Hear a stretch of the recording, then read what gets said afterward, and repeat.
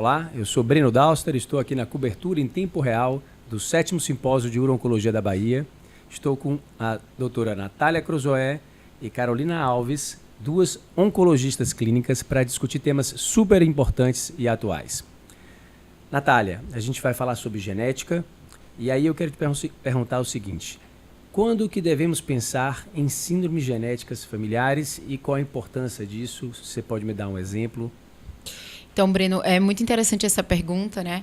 A gente lida com os pacientes com câncer de rim o tempo inteiro no consultório e eu acho que é muito importante a gente acender, né? A gente ter um alerta de quando que a gente deve pensar que aquele paciente ele pode ter uma síndrome hereditária associada ao desenvolvimento do câncer de rim.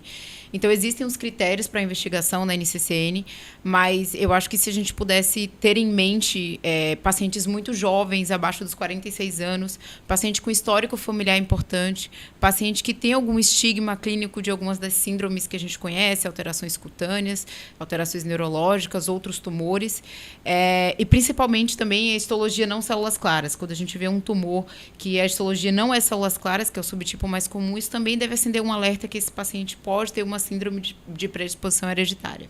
Nossa, e em alguma situação o teste genético ele pode mudar a indicação cirúrgica?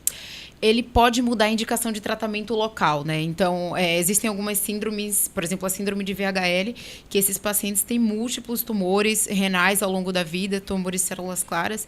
Então, a gente encara esse paciente de uma maneira diferente de um paciente que tem um câncer esporádico, né? A gente, quando pega um paciente com câncer esporádico, a gente tenta fazer um tratamento definitivo, curativo, mas se a gente está falando de um paciente com a síndrome hereditária, esse paciente pode ter outros tumores ao longo da vida. Então, a gente pode adotar a estratégia de vigilância ativa, a gente pode adotar a estratégia de cirurgias poupadoras de néfron para preservar a função renal desse paciente ao longo da vida. E alguns tumores que têm um comportamento mais agressivo, obviamente, a gente tem que partir para uma cirurgia mais mutiladora, digamos assim. Então, o teste genético ele muda, sim, o planejamento cirúrgico do câncer de rim dos pacientes. E naqueles casos que a gente identifica essa alteração genética, como é que a gente orienta os familiares em risco? Excelente pergunta também. É importante a gente entender essas síndromes genéticas que a gente conhece hoje, que estão associadas ao desenvolvimento do câncer de rim, elas são majoritariamente autossômicas dominantes, o que significa que basta ter um dos genes alterados para essa síndrome ela ser transmitida aos filhos, né? Então, quando a gente identifica um paciente com uma síndrome hereditária, é importante a gente orientar ele para o oncogeneticista, porque os familiares dele, os filhos, os irmãos, eles precisam também investigar, porque a gente sabe que essas síndromes estão associadas ao desenvolvimento de outros tumores que precisam ser rastreados ao longo da vida dos pacientes. Maravilha. E, Carol, e para aquele paciente que desenvolveu a doença avançada, a doença metastática, o que tem de novidade em 2025? Então, o panorama do tratamento, né, do carcinoma de células renais em primeira linha mudou drasticamente nos últimos anos.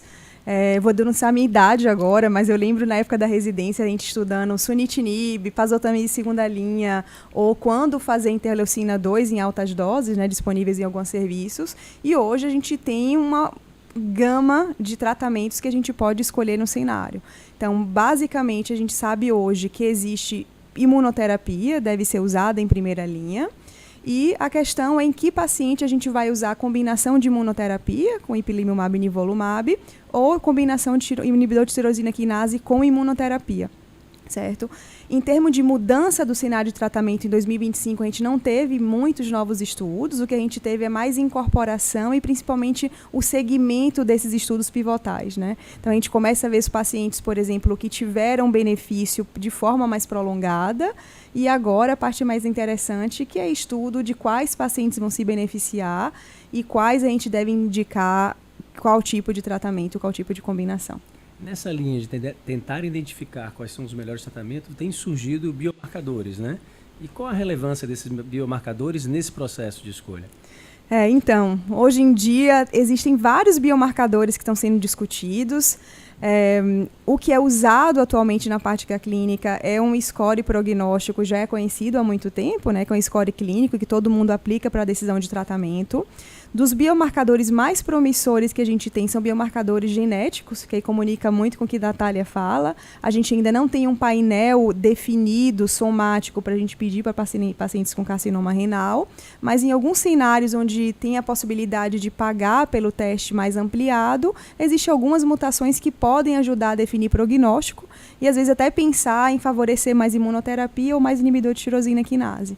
Infelizmente, nenhum é aprovado e nenhum que permita a gente escolher um tratamento ou outro. Mas a gente sabe, por exemplo, pacientes com tumores mais indiferenciados ou com diferenciação sarcomatoide, esses pacientes se beneficiam de imunoterapia.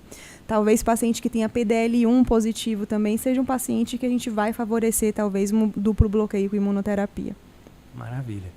A gente sabe que no tratamento do câncer renal, a quimioterapia citotóxica nunca logrou muito êxito e a gente trabalhou em cima das alterações vasogênicas, meio que sufocando esse tumor, mas a grande mudança foi a chegada da imunoterapia, né? A gente teve prêmio Nobel por conta das descobertas nesse campo, mas a gente sabe que isso está associado a um custo muito alto, né? E qual é o desafio e como é que a gente imagina que essas novas tecnologias e tratamentos serão incorporados ao SUS? É uma questão super importante, obrigada, Brino. E assim, hoje é o que é discutido em todos os congressos de oncologia, né? Inclusive, Natália, a gente vê, quando a gente chega na ASCO, na ESMO, é como incorporar essas drogas, porque tanto no cenário público quanto no privado, esses medicamentos hoje podem chegar a preços absurdos por mês. E é uma questão, porque a gente vê um estudo apresentado, a gente quer dar o benefício para o paciente, mas a gente sabe que em termos de farmacoeconomia, às vezes é impossível. O que eu vejo como estratégia, do tempo do fellow que eu fiquei na França, eu acho o modelo francês de incorporação interessante. Ao invés de negociar com operadoras específicas ou para sistemas privado ou público específico, a negociação do medicamento é nacional. E isso permite você baixar muito o preço da droga. Tanto que eles conseguem fazer e incorporar facilmente essas combinações, porque a negociação é feita nacional. Que no Brasil ainda está difícil a gente usar esse modelo. Mas eu acho um modelo que pode ser interessante. E fora, assim, as imunoterapias agora, a primeira, por exemplo, a câncer de rim foi apresentada em 2017, a gente vai começar a perder a patente dessas drogas. Então, com a perda da patente, a gente vai cair o custo e eu espero que a gente consiga incorporar esses medicamentos que mudam tanto, né, o cenário, o prognóstico dos nossos pacientes. Que maravilha. Eu queria agradecer a vocês duas pela contribuição, não só agora nessa entrevista, mas nas aulas maravilhosas que vocês participaram. E lembrar a você que ano que vem a gente vai ter a 8ª edição do Simpósio de Urologia da Bahia com esse nível de discussão e nesse nível de atualização. Não perca. Participem.